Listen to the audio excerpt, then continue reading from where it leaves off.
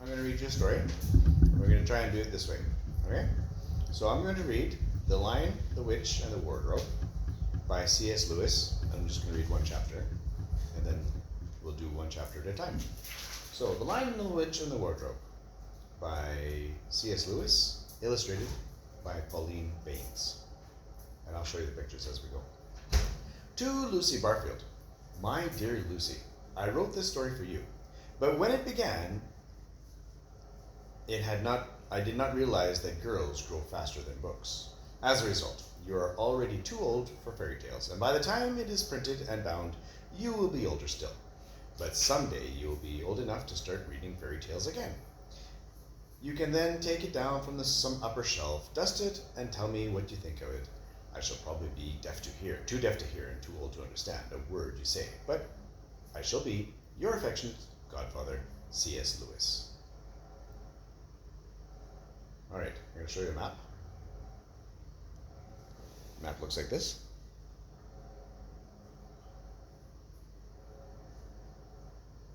And you can look at the map on the device I sent you, on the application I sent you. I sent you the file. That's what I'm looking for.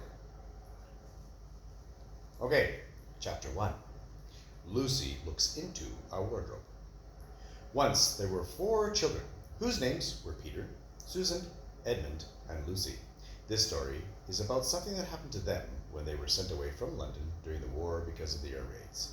They were sent to the house of an old professor who lived in the heart of the country, 10 miles from the nearest railway station, and 2 miles from the nearest post office. He had no wife, and he lived in a very large house with a housekeeper called Mrs. Macready, and 3 servants. Their names were Ivy, Margaret, and Betty, but they do not come much into the story. He himself was a very old man with shaggy white hair, which grew over most of his face as well as on his head.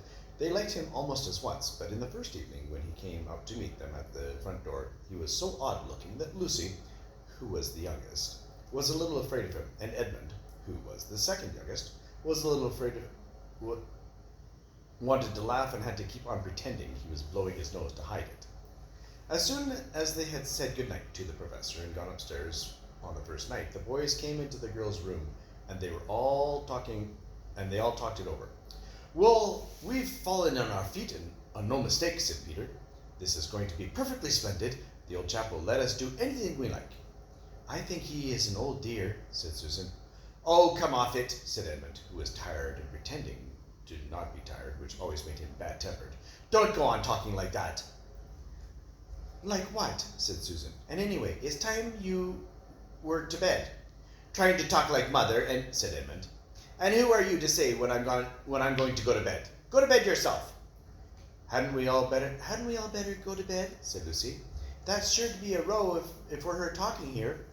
No, it won't, said Peter. I'll tell you, this is the story of a house where no one's going to mind what we do. Anyway, they won't hear us. It's about 10 minutes walk from here down to the dining room and any amount of stairs and passages in between. What's that noise? Said Lucy suddenly. It was a far larger house than she had ever been in before, and the thought of all those long passages and rows of doors leading into empty rooms was beginning to make it feel quite a little creepy. It's only a bird, silly, said Edmund. It's an owl, said Peter. This is going to be a wonderful place for birds. I shall go to bed now, I say. Let's go and explore tomorrow. You might find anything in a place like this. Did you see those mountains we came along and the woods? There must be eagles. There might be stags. There'll be hawks. Badgers, said Lucy. Foxes, said Edmund. Rabbits, said Susan. And when next morning came, there was a steady rain falling, so thick that when you looked out the window you could see neither the mountains nor the woods or even the stream in the garden. Of course it would be raining, said Edmund. They had just finished their breakfast with the professor and were upstairs in the room he had set apart for them, a long, low room with 2 windows looking out in one direction and 2 in another. Do stop grumbling, Ed, said Susan. 10 to 1 it'll clear up in about an hour or so. In the meantime, we're pretty well off. There's a wireless and lots of books. Not for me, said Peter. I'm going to explore the house. Everyone agreed to this, and this was how the adventures began. It was the sort of house that you never seemed to come to the end of, and was full of unexpected places. The first few doors they tried led only into spare bedrooms, and everyone had expected they would. But soon they came to a very long room full of pictures, and they found a suit of armor. And after that was a room all hung with green with a harp in the corner. And then came 3 steps down, 5 steps up, and then a kind of little stairs, a hall, and a door that led out into a balcony, and then a whole series of rooms that led into each other and were lined with books. Most of them were very old books, some bigger than a Bible in a church, and shortly after they had looked into the room, it was quite empty except for one big wardrobe, the sort that has a looking glass in the door. There was nothing else in the room at all except a dead blue bottle in the windowsill. "Nothing here," said Peter, and they all trooped out again, all except Lucy. She stayed behind because she thought she would be worthwhile trying the door of the wardrobe, even though she felt almost sure it would be locked. To her surprise, it opened quite easily, and 2 mothballs dropped out. Here's a picture.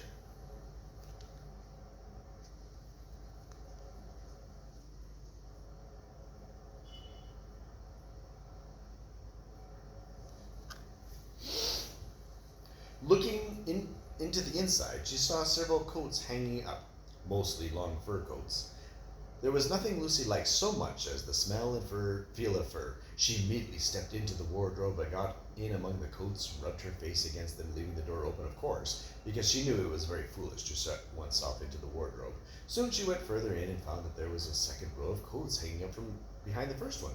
It was almost quite dark in there, and she kept her arms outstretched in front of her so as not to bump her face in the back of the wardrobe.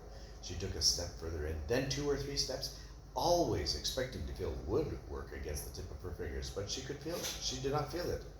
"This must be simply an enormous wardrobe," thought Lucy, going still further in and pushing the soft folds of the coats aside to make room for her. Then she noticed that there was something crunching under her feet. "I wonder, is that more mothballs?" she thought, stepping down to feel it with her hands. But instead of feeling the hard, smooth wood of the floor of the wardrobe, she felt something soft and powdery and extremely cold. "This is queer," she said, and went on a step or 2 further. Next moment she found what was rubbing against her face and hands was no longer soft fur, but something hard and rough and even prickly. "Why, it is just like branches of trees," exclaimed Lucy, and then she saw that there was a light ahead of her, not a few inches away where the back of the wardrobe ought to have been, but a long way off. Something cold and soft was falling on her. A moment later she found that she was standing in the middle of a wood at nighttime with snow under her feet and snowflakes falling through the air. Lucy felt a little frightened, but she felt very inquisitive and excited as well. She looked back over her shoulder, and there, between the dark tree trunks, she could still see the open doorway of the wardrobe, and even catch a glimpse of the empty room from which she had set out. She, of course, left the door open, for she knew it was a very silly thing to shut oneself in a wardrobe. It seemed to be still daylight there. I can always get back to it if everything goes wrong," she thought. She began to walk forward, crunch, crunch, crunch, over the snow and through the wood toward the other light. In another 10 minutes she reached it and found it was a lamppost. As she stood looking and wondering why there was a lamppost in the middle of the wood and wondering what to do next, she heard a bitter patter of feet coming toward her, and soon after a very strange person stepped out from among the trees into the light of the lamppost. Here's a picture.